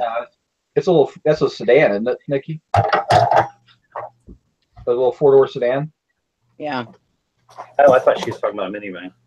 It's got a huge trunk though. What on earth did you do? You usually put a body in there. Huh? Did you reorganize again, Dusty? No. Why? What's it look like? The other side. You just look really, really full. No, the other side. This side? Yeah, you look really full all of a sudden. I put a bunch of lots of patterns up there, so that's kind of hanging out a little more than usual. Last night, Oh, sorry. No, I'm done. I was done. Sorry. A number one auntie today, and I gotta go babysit my great nephew, and he's autistic, and he absolutely loves Batman. That's his life. So last night at the auction, I got cereal for $1 a box. I'm going to see him today and babysit him, so they're gonna have some Batman cereal. He's gonna be so excited. I can't wait. I sold 3 of those parachute hooks, Eric, for $20. Remember those that I got? I got like 250 of them or whatever at the Habitat store, and the guy was like, what do you charge? Like $30 for all of them or something? Yeah, I was gonna say you didn't. You probably made more. You've only sold like 4 or 5 of them so far, haven't you? You sold more than that. I had one guy buy. Hold on. Right, you bought a bunch of them. Sold parachute. Let me search my email. I had a guy, that was 10:41 p.m., few messages. July the 20th, I had a guy buy 2. I hate that Gmail deletes permanently. I had another guy buy 12. Yeah, I remember and he offered me $5 a piece. It was like $60. So I mean, I'm up to 100 or so. I remember that first sale you had paid for everything. And I've still got 249 of them left. Yeah. Sold the white Power Ranger sword for $38. That's about what we figured. Sold some Playboy magazines that I dug through an old house the other day. So a friend of mine calls me and he's like, here's the deal. It stinks really bad. he said nobody died in it, because he's the one that had like a decomp house here a while back. And he's like, nobody died in it, but they literally, it was two 70-year-old brothers that died within a week of each other in March. And he said they lived like I'm telling you. And this guy does this for a living. And he's like, when I say it stinks, it stinks. He's like, but the guy was NASA, so you may want to come look through. And I was like, shit. So I went over there today and dug through. I did it for about an hour and a half. I completely sweated through my shirt. And I was like, I'm going to have to come back. But I got what I could. I got a bunch of NASA stuff. Apparently, the two 70-year-old brothers were really into Playboy. But the house was so nasty that even the magazines were kind of nasty. I mean, like, we're talking about cockroach droppings and stuff. I mean, just everywhere you turn. Like, literally, I just got back in my car and felt like I needed to take a bath, which I came home and took a shower and put my clothes straight in the washer. But I picked up the Playboy lingerie special editions. I guess they put those out as supplements or whatever, and they're just lingerie. So there was about 20 or so of those. I lotted them all together and sold those overnight, which, by the way, you are allowed to list Playboy in the regular magazine category. It does not have, because it pops up a warning now. Adult magazines must go in adult category, with the exception of, and I wish I had a screenshot, it was Playboy, maybe Penthouse, don't quote me, but it listed like 3 specific magazines that you are allowed to put in books / magazines / back issues. It's probably all about the covers, because all those were mainstream magazines sold in mainstream stores, and most of the covers were fairly PG-13, yeah. Right. So I basically sold, I bought just a little pile of stuff. I bought like 2 high school yearbooks, a bunch of NASA, the little photos that they would put out that were like souvenir photos back in like 1969 with the moon landing and all that. I bought a stack of those. I paid $40 for everything. I got these posters, which I thought were pretty cool. My dad had those posters. I haven't even looked through these. Oh wow, those are the blow up photos. Those were expensive back in the day. And this is really cool. I mean, seriously, like, look, it's even covered in cobwebs and stuff. I mean, it was just really bad. Spiders everywhere. This one I actually found, and they sold for about $45–50. Yeah. This one was pretty cool. I searched NASA poster, and there was 2 of these just like it. I was like, oh, I'll never find them, but I haven't got around to listing it yet. So I listed all the other stuff, but this is what I have left from picking. And I was supposed to go back and dig through the house some more, and I called my buddy. I was like, I can't do it. Like, I'm good. He's like, well, I have till Friday to get everything out with the real estate company. I was like, do you have to take everything? Because you need a like 50-yard dumpster. He's like, no, I'm allowed to leave whatever. They're going to have, whoever they sell the house to is going to have to literally come in here with a pack of like 50-day workers and hazmat suits. It was bad. I've been in a lot of nasty, dug through a lot of nasty places, but it was probably the worst. My daughter, that's the company she used to work for. That's what they would do. They call them in, and they would literally just start ordering dumpsters, and they'd clean the whole thing out, and then they would go through and set it up for, demousing or, pest control to come in, and they would, a lot of times they were hoarder clean outs, and so you're literally just throwing stuff away. I mean, the thing that made me sad is the woman. So the sons were 70 and they just died. The woman's like 92 and she's in a nursing home and has been for years. She's the only one that's still alive. So I don't know what the situation is, if she went to default or the family hired, whatever family was left, if there is any. I don't know why they were getting rid of the house, but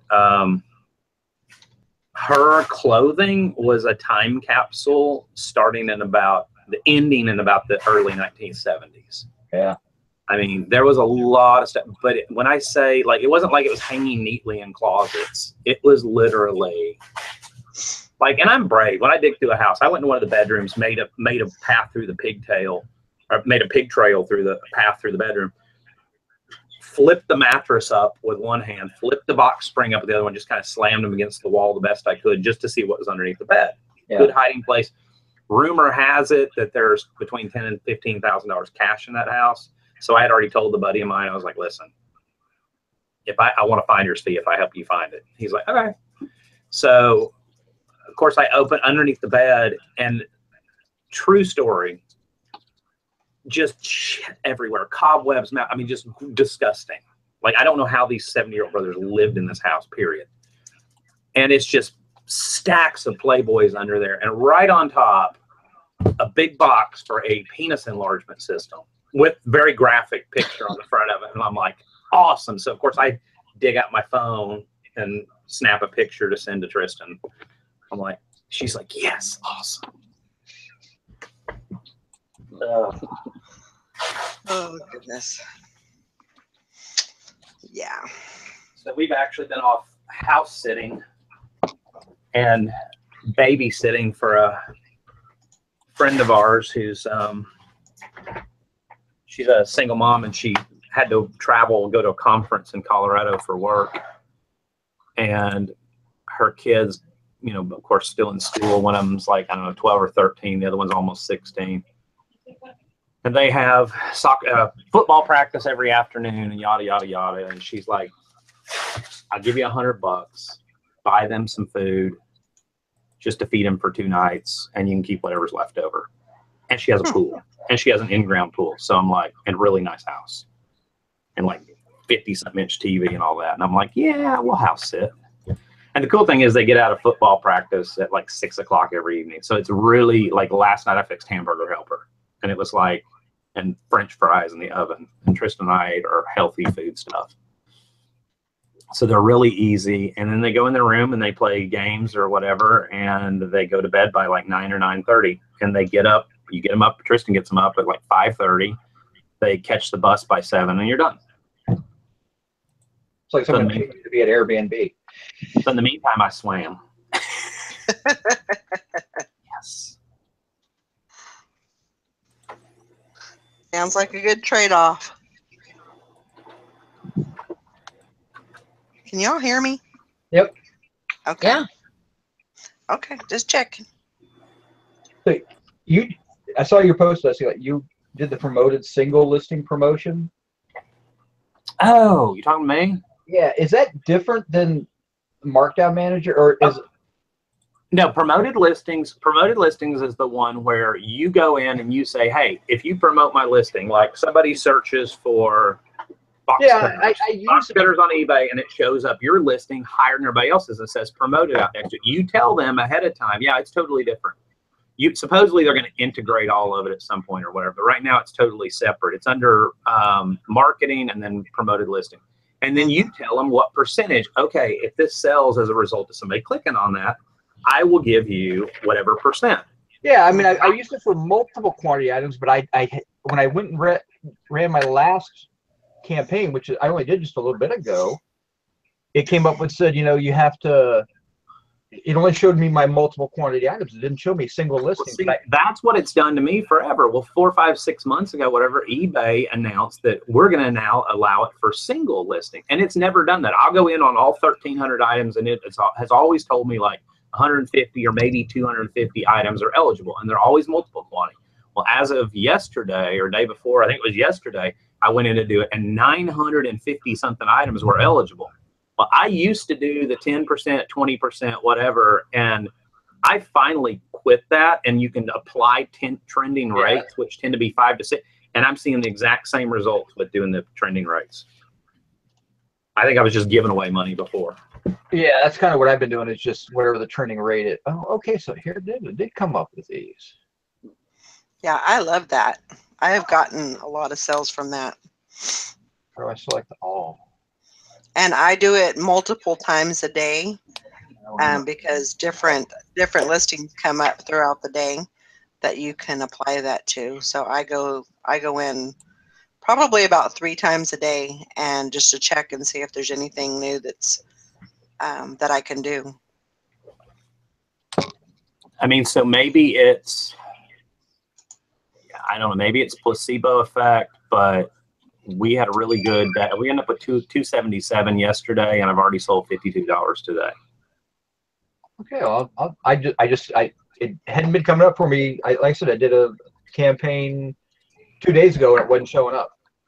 And it's on stuff, and the stuff that I'm selling is stuff like, remember these? I mean, this is old TSR stuff. Yeah. That's stuff that's been listed for a while, and now all of a sudden it's selling. So I don't know. Take what you want to out of that, but for me, oh, come on. I think that'll fit. I mean, I'm definitely seeing some results out of it because I woke up this morning to a bunch of offers and things that had sold, and it was, you know, like I said, stuff that's been listed for a while that wasn't going anywhere. Yeah, and the other question, does immediate payment, because part of that guaranteed delivery program is you have to have immediate payment required. I don't know where that's at. I can't. So all my items that I accept best offer on aren't eligible, or not. It should be when you do the listing, it should be right underneath your PayPal where you have your PayPal address. It should be. I think there's a checkbox right underneath that. But if you hit, is it because you say that's the best offer? If you have best offer, you can't do, well, obviously you can't do. Yeah, it doesn't qualify. So it probably just doesn't. But no, I get it if you take a best offer, it doesn't qualify. But if you even offer best offer, immediate payment goes away? Probably. Because I can't see it anywhere in my listing. Like when I go to,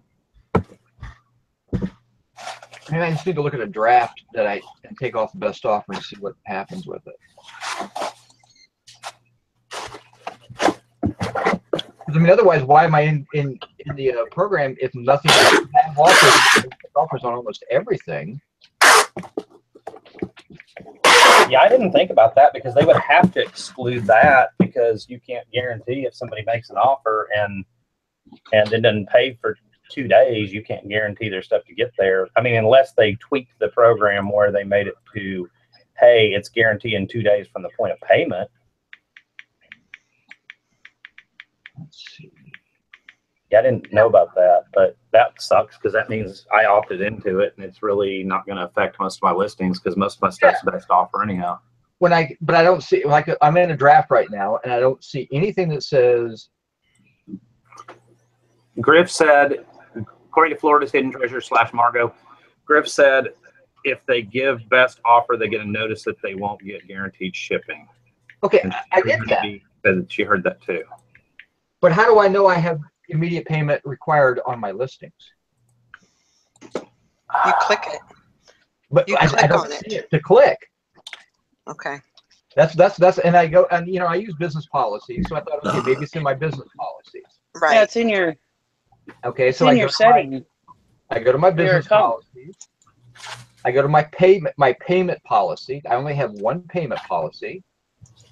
So I go to edit that, and there is nothing in there about immediate payment required. Oh, wait a minute.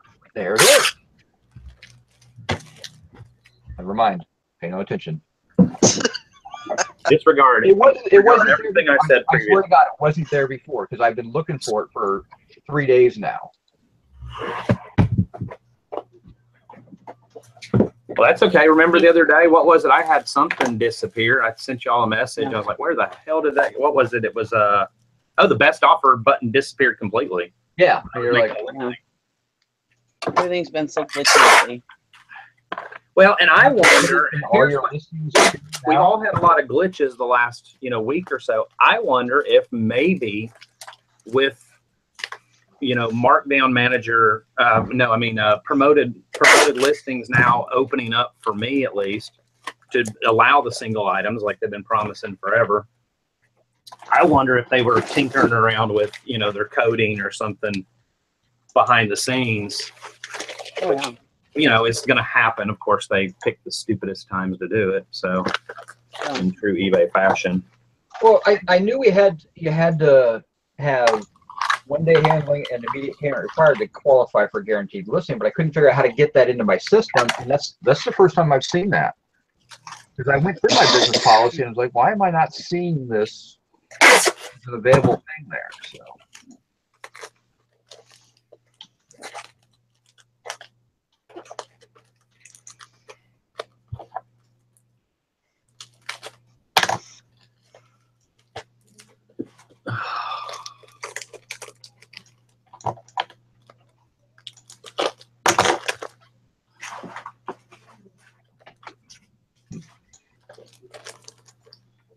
I don't know.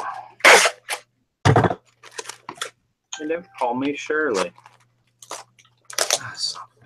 So Florida Hidden Treasures, you have to put it on all your listings too now, Eric, as in... You have to put it what? I'm not sure what you mean. Do you mean I have to actually have a notice in there, or is it just... It's now in my business policies, which I just did, so... Well, if you change it to business policy, it should ask you if you want to apply it to all the active listings. It did, and I do it that way. I mean, that's fine.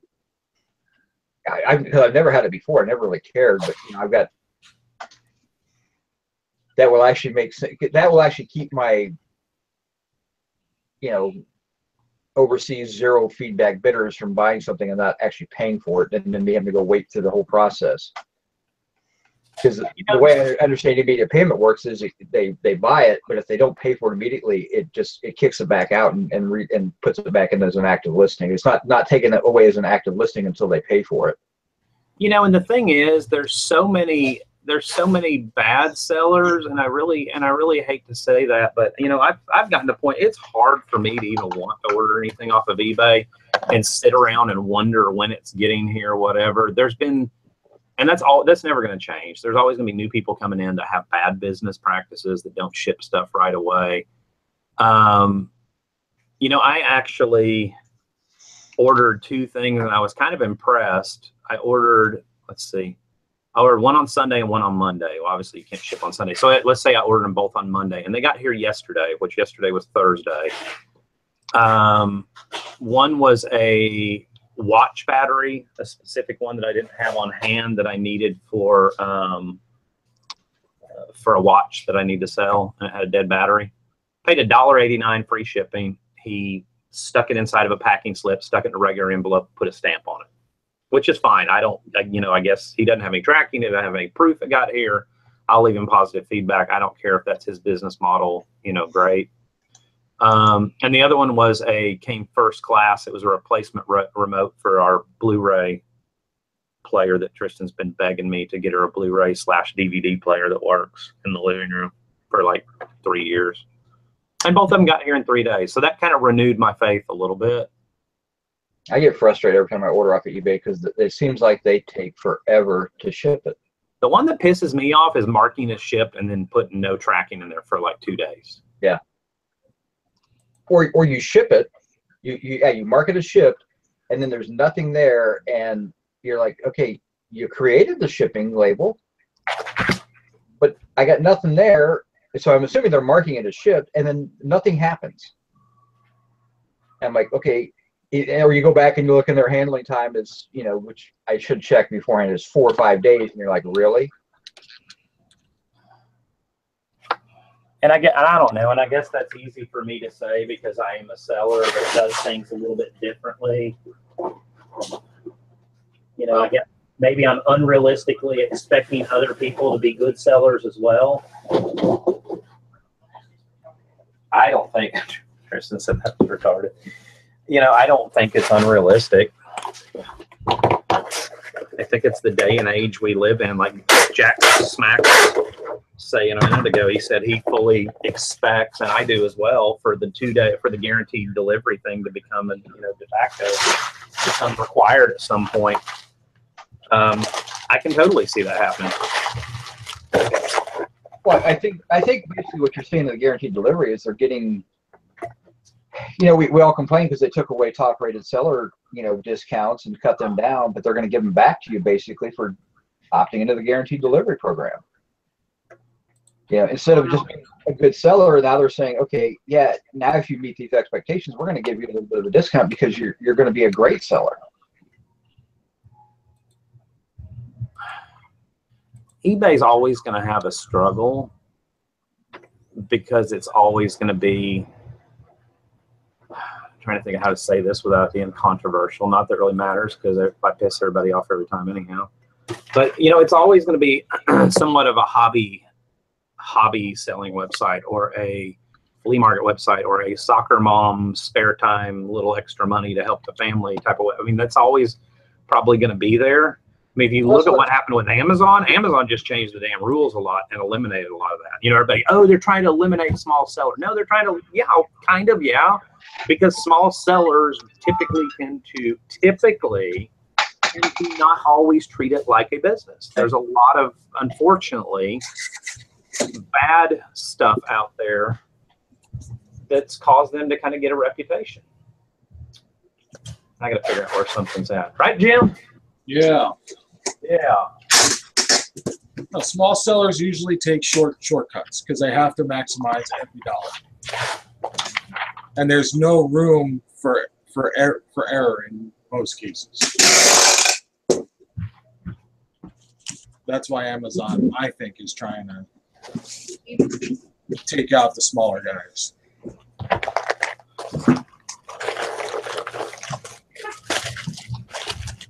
I mean, nobody wants to get, you know, it's not, I don't know, I think people tend to take it a little personally. It's not that they're trying to hurt anybody. I mean, they have a website to build, and if they're getting a reputation and, you know, for having dissatisfied customers, I mean, as a business, you've got to somewhat eliminate that. If you were a regular business and you had employees that were causing that, you'd get rid of your employees. Yeah. You know, plain and simple. I don't know. It's back again to every time they do an update or a policy update or whatever, you know, everybody screams the sky is falling, whatever. And I just kind of, I guess personally, most of the updates that they've done is stuff I'm already doing. If you're already doing it, it's going to be a lot less of a blow. Yeah. That's referring to eBay. Amazon, I could really care less about at this point.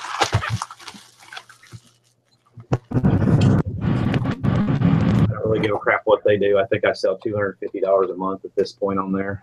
Yeah. And that's on a good month. It's pretty much just crap inventory sitting there.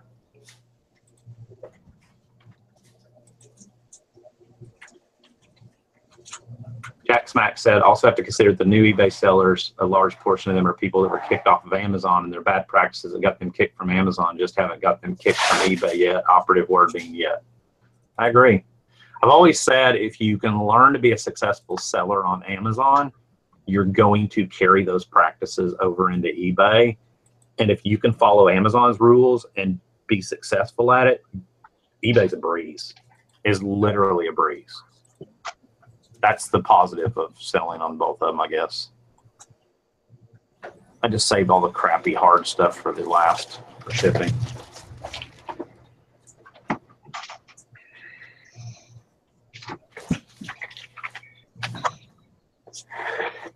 Like I do every day.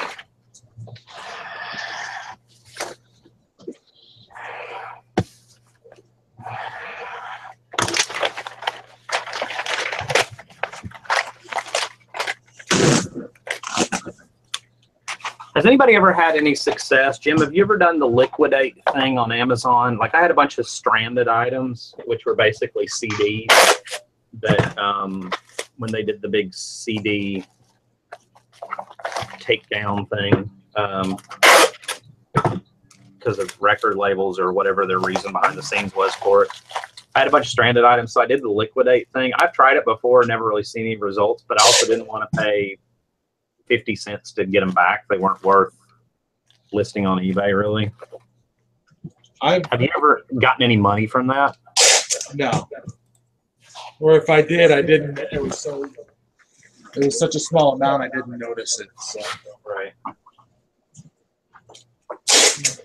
I've got 71 items to recall, and I think I'm just going to recall it, and that'll be my instant yard sale. Instant yard sale, that's awesome. Yeah, when I cleaned out my inventory, I just had them destroy everything. Yeah.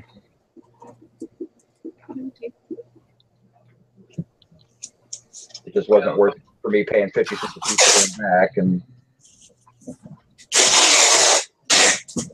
that's pretty much where I'm at, but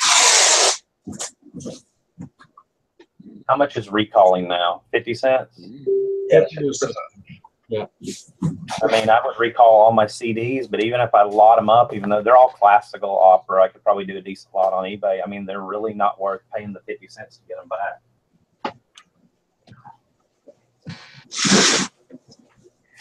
Wait for Sally's forehead to smack into her keyboard. Supposedly with the liquidation thing, if they don't find you a buyer, then they just destroy it. And I don't think it costs you anything that way. Sally, it's time to go to bed. Go to bed. You're nodding. You're about to smack your face into your keyboard. Bed, Eric said. I haven't done that yet. Yeah, you're close. You're head bobbing.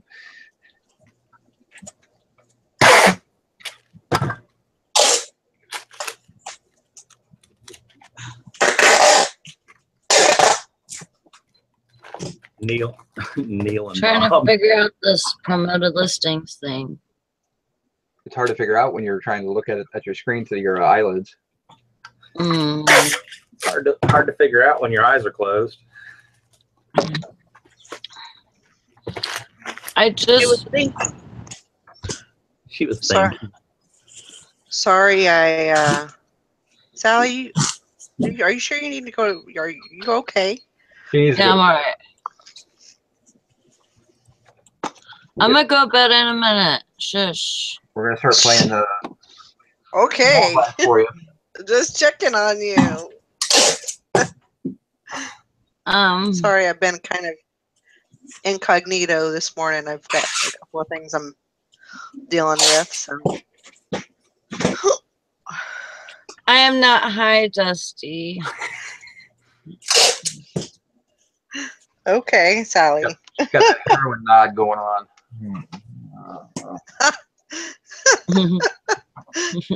Oh my God, I went to the store the other day, and there was this lady.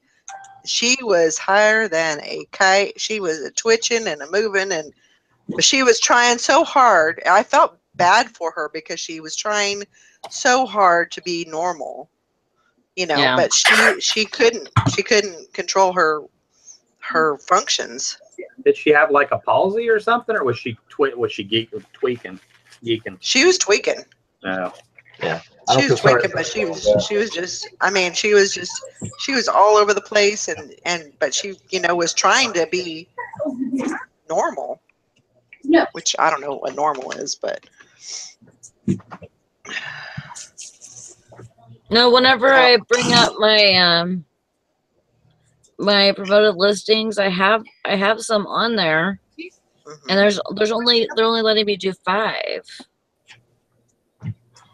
So that's only ones that are eligible at this time. Yeah, like I said, mine didn't show up for 2 days ago. It wasn't that way. Now it is. So it's rolling out slowly. And it'll change throughout the day. So if you get a chance, if you get back on your computer today, go back in there and try to do it again, because it'll change. I'm pretty stoked, because I've been waiting for them to, completely open it up to, like they said they were going to. So I added every single damn item I have that it would allow. Which, like I said, was 950 out of 1,300 or whatever I have. Yeah, I think I got 377 out of 390. Nice. Wow. So almost all my inventory is on there. Very good. Yeah. I am kind of curious, though. With more people doing that, I think it's going to have less. I think it's going to have less effect. But I still think there's going to be a lot of the sellers out there that are like, I'm not paying. I already paid fees. Why should I? That's my favorite one. I already paid fees. Why should I pay them eBay any more money? Yep. Okay. If you have a brick and mortar, you pay rent every month, but you still have to pay advertising. The thing is they give you a monthly credit on. If you're a store owner, you get, I think on a Premier store, it's $30 a month credit towards that. Oh, I forgot about that. Yeah. Yep.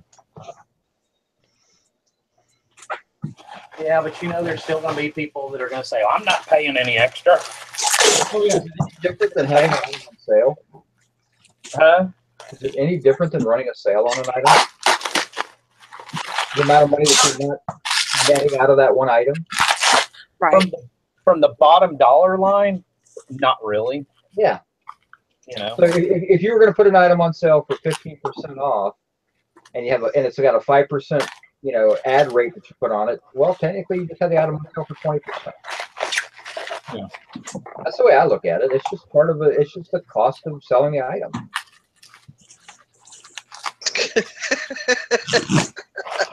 Well, but you know,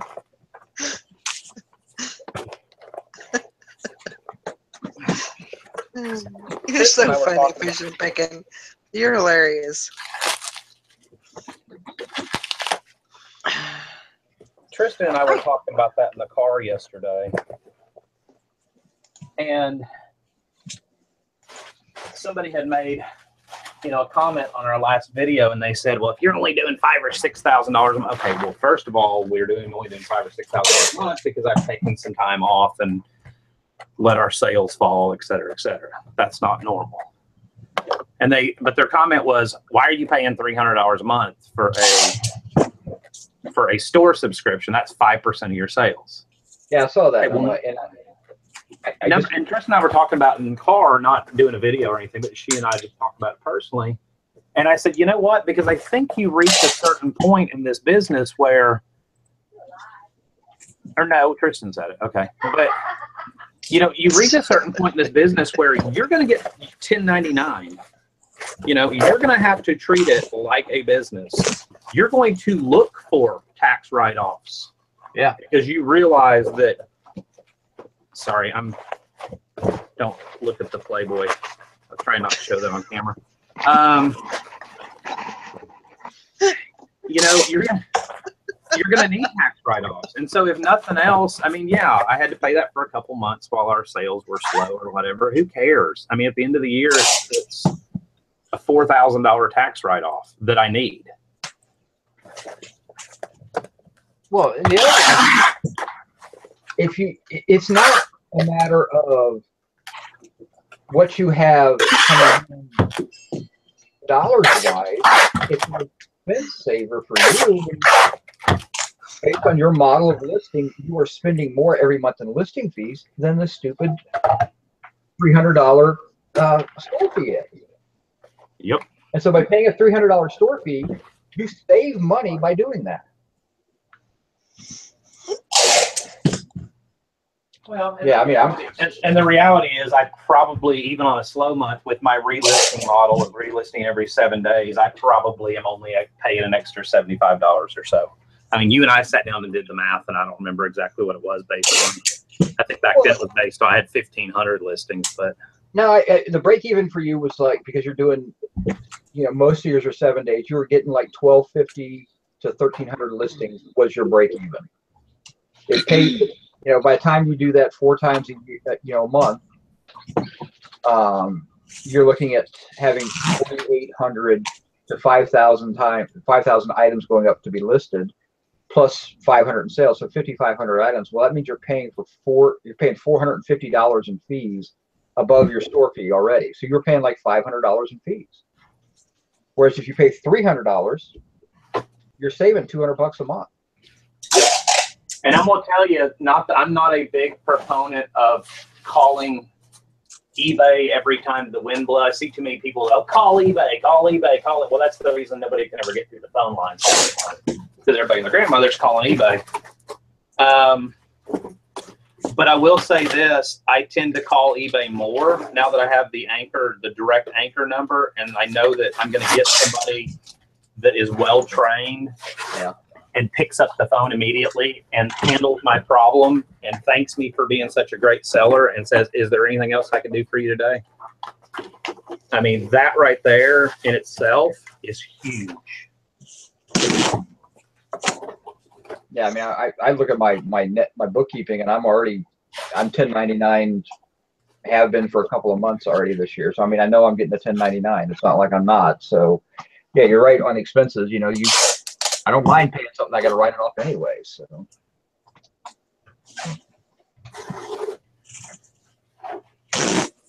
think it's like with any business, you get to a point, and I always tend to compare it, it's like to my dad in the UPS stores and stuff. But you know, I think it's something I learned from him. Yes, you control your overhead where you can, but you get to a certain point where you go, okay, this is a business. That's something I just have to do. There's nothing I can really do about it. I need it to make my business grow, and I'm just going to pay it every month, you know? Yep.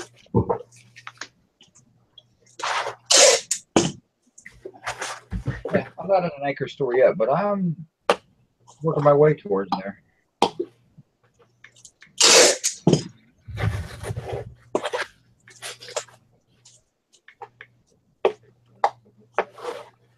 Tell you what, next time Bearded Picker gives me a bunch of free boxes, Scott, if you're out there, I'm going to need you to peel off all your address labels, please.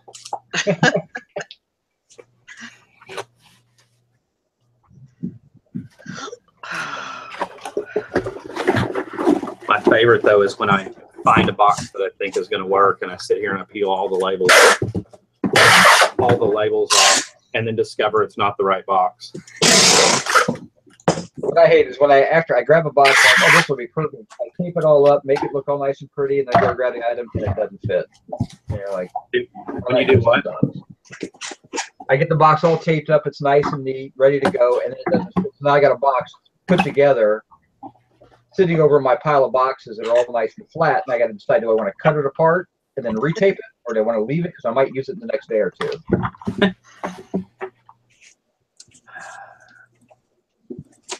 I don't think I'm going to be able to do this first class anyhow. No, it's going to have to go.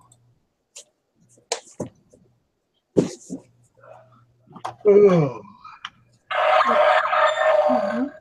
Yeah, I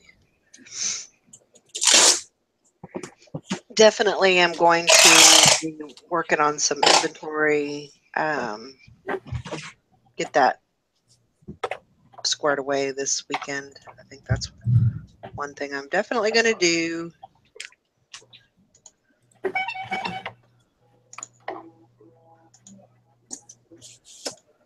It just seems like it's a constant, you're evolving, or I'm evolving. You're just trying to make everything work, and things change, and so I think you have to change with it and be a little flexible. And every business evolves and goes through different periods of, I'm going to be a small seller, I'm just going to make part-time money, and oh wait a minute, maybe I can make a real living at this. I increase my business, I start buying a little bit better, a little bit more. Next thing you know, okay, now I want to move up from a basic store to a premium. Set aside, I'm paying a little bit more, but I'm getting a little benefit. I mean, it's just how fast you evolve is how you do your business. I mean, if you can keep your business growing and get yourself up to that anchor store because you're doing the business that justifies it, that's great. right. Well, I think it was for us. I had the extra money to, not the extra money to spend, because I'm going to take that the wrong way. I had the extra. I knew that Amazon was going bye-bye for us. So I knew I needed to do what it took to concentrate on my eBay business. And if that meant doing an anchor store, because that was going to be 99% of my business, then that's what it took. Mm-hmm. I mean, when I first got back into eBay again, a few years ago, it was like, I'll never do an anchor store. Who would pay $400 or $300 a month or whatever it was? Yeah, I don't need 10,000 listings. And when you do your business certain ways, you don't really need 10,000. You need like 12 or 1,300 listings to really make sense. So.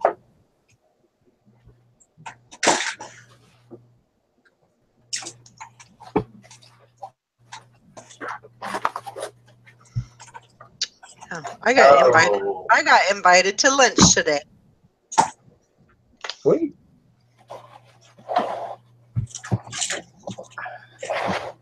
I'm kind of excited about that. Like a DATE?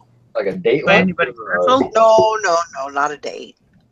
I didn't say the date. I said like a date type lunch, like as a young gentleman invited you. No. No. Did you just say a young gentleman caller? Yeah. I can only wish. No, I'm going to lunch with my mother-in-law. Ah, It would be great if I could go on a lunch date or something like that. I would totally do that. But no gentleman callers. I think I scared them all off. Texas. Texas. Hidalgo, Texas. Let's hope that's this side of the state so it doesn't go another zone. I don't think it That's is. a Doesn't movie. sound like it. That's over by the border. That's what I thought. Arizona border. Yep. Decisions.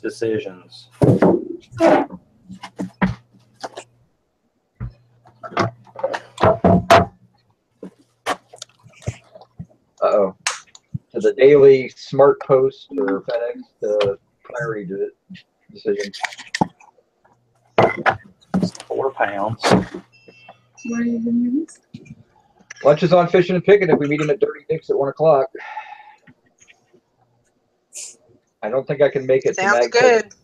If you've ever ridden with Jim Bennett, he could probably make it there by then. I'm not that fast of a driver.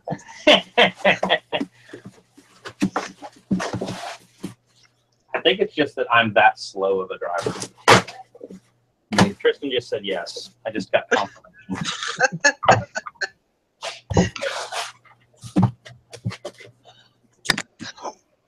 Oh. I slept a whole 5 hours last night. I was so excited. I was fine until I woke up because I was cold Do what, mate? and realized that my sheet was laying on top of my dog. And so I stole my sheet back from my dog.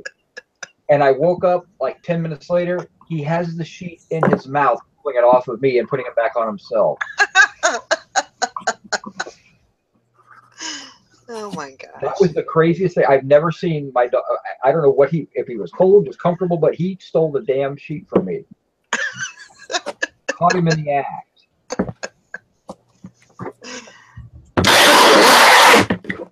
My little Jack Russell does that. He'll steal places all the time.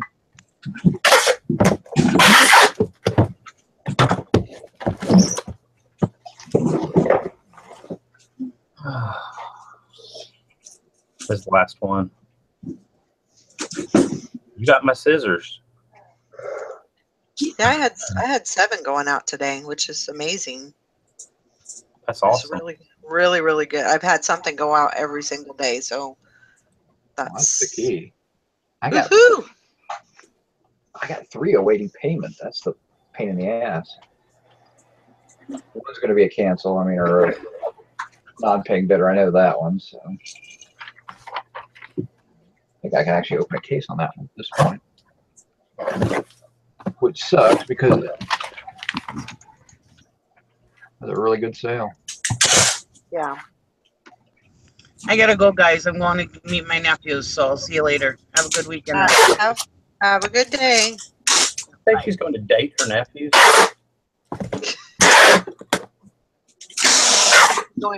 She's going to babysit. She's going to go babysit today.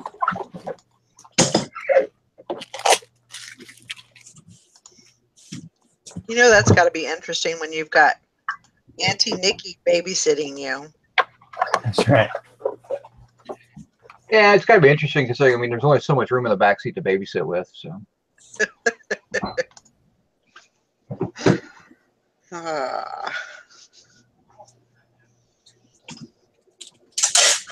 yeah, I've got some running around to do and go have lunch and I got to wait for a plumber to show up today to change out my water meter because they want to put one of those new RFID ones in. ah. And you don't have a choice. You don't have a choice. Nope. You don't change. What happened to it's a free country.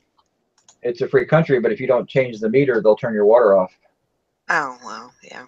Since That's, they control that. So. yeah, that's kind of a good reason to play Well, it nice, sucks I because I guess. had to, it's not that I don't deal with enough clutter as it is, but my water meter is in the storage closet at the very back of it, so I had to clean the entire storage closet out.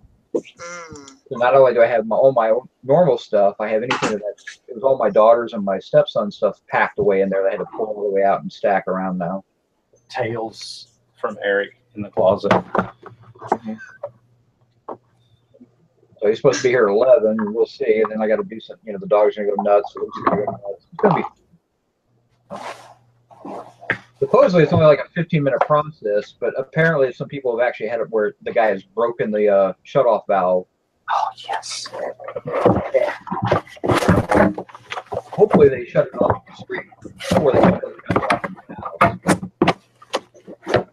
in my house. But I mean, but everybody's been saying, well, it breaks the shutoff valve, and I got to get somebody else to replace it. I'm like, my ass, they break my shutoff valve, they're refixing it.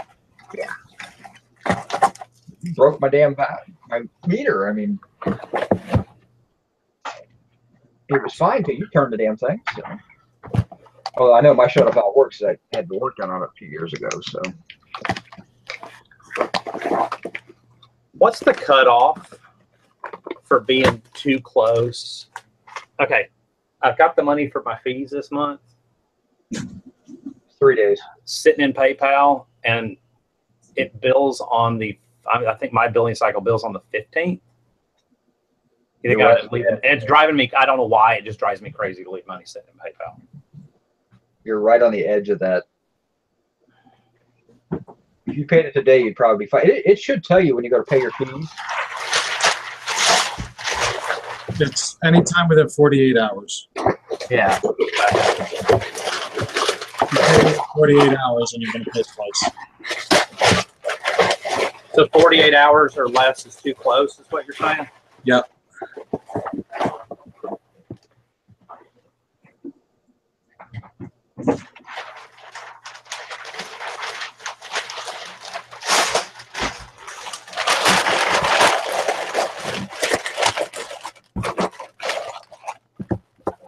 Say shipping board games sucks.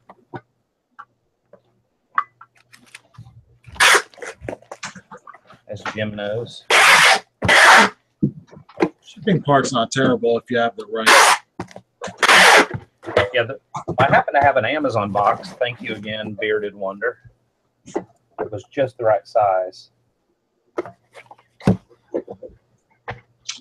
Technically, that one sold just a few minutes ago. It doesn't have to go out till tomorrow, but. Which game was it? That one that I picked up in the box lot full of crap from when we went to that auction. It was that horoscope game. Oh, yeah.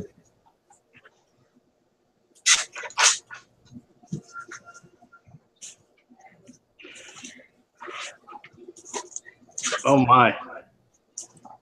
It's all Three Musketeers. Going on. Not a lot. All right, guys, I think I'm going to go ahead and shut off the show. I got to get some running around done, so I will. I made it right on time. Yep. Just in time to get kicked off. Timed it perfect. Hope everybody has a great day, and we will see you on Monday.